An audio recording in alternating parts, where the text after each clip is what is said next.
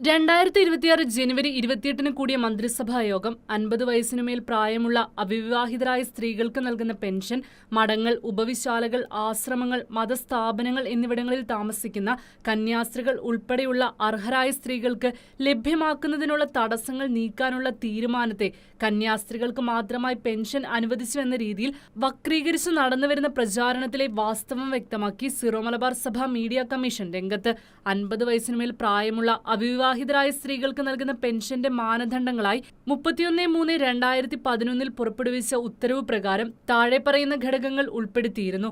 അപേക്ഷകയുടെ പ്രായം 50 വയസ്സിന് മുകളിലായിരിക്കണം. അപേക്ഷക അവിവാഹിതയായിരിക്കണം. ഏതെങ്കിലും സാമൂഹിക സുരക്ഷാ പദ്ധതിയിൽ നിന്നും ആനുകൂല്യങ്ങൾ സ്വീകരിക്കുന്നവരാകരുത്. അപേക്ഷകയെ സംരക്ഷിക്കാൻ ആരുമുണ്ടാവരുത്.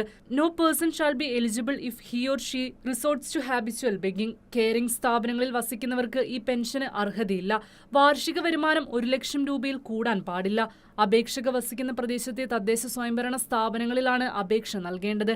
മുകളിൽ സൂചിപ്പിച്ചിട്ടുള്ള മാനദണ്ഡങ്ങളനുസരിച്ച് വിവിധ മതങ്ങളിലെ സന്യസ്തരായ സ്ത്രീകളെയും ഉപവിശാലകളിൽ കഴിയുന്ന വിവിധ മതങ്ങളിൽപ്പെടുന്ന സ്ത്രീകളെയും മറ്റും ഈ പെൻഷൻ പദ്ധതിയുടെ ഭാഗമായി ഉൾപ്പെടുത്തിയിരുന്നില്ല.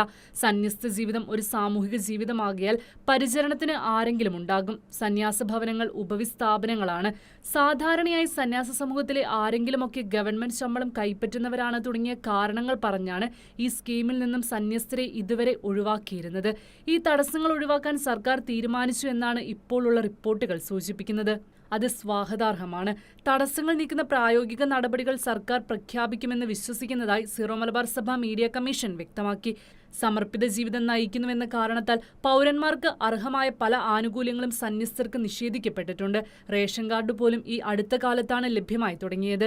മതം, ജീവിതാന്തസ്സ് തുടങ്ങിയവ പരിഗണിക്കാതെ എല്ലാ സർക്കാർ ആനുകൂല്യങ്ങളും അർഹതയുള്ള എല്ലാ പൗരന്മാർക്കും ലഭ്യമാക്കുക എന്നത് സർക്കാർ ഉറപ്പാക്കേണ്ടുന്ന ഒരു നയമാണ്. സ്ഥിര വരുമാനമില്ലാത്ത, സർക്കാർ ശമ്പളമോ മറ്റ് ആനുകൂല്യങ്ങളോ സ്വീകരിക്കാത്ത അവിവാഹിതരായ ഏതൊരു സ്ത്രീക്കും അർഹതയുള്ള ഈ പദ്ധതി എല്ലാ മതങ്ങളിലുമുള്ള അർഹരായ സന്യസ്തർക്ക് കൂടി ലഭ്യമാക്കുന്ന രീതിയിൽ പുനർക്രമീകരണം നടത്തപ്പെടുമ്പോൾ കന്യാസ്ത്രീകൾക്ക് മാത്രമായി അനർഹമായി സർക്കാർ ആനുകൂല്യങ്ങൾ നൽകുന്നുവെന്ന തരത്തിൽ തെറ്റിദ്ധാരണ പരത്തുന്ന രീതിയിലുള്ള പ്രചാരണങ്ങളും അവകാശവാദങ്ങളും ബാലിശവും സാമൂഹിക സ്പർദ്ധയ്ക്ക് ഇടവരുത്തുന്നതുമാണെന്നും സിറോ മലബാർ സഭ മീഡിയ കമ്മീഷൻ ആശങ്ക പ്രകടിപ്പിച്ചു.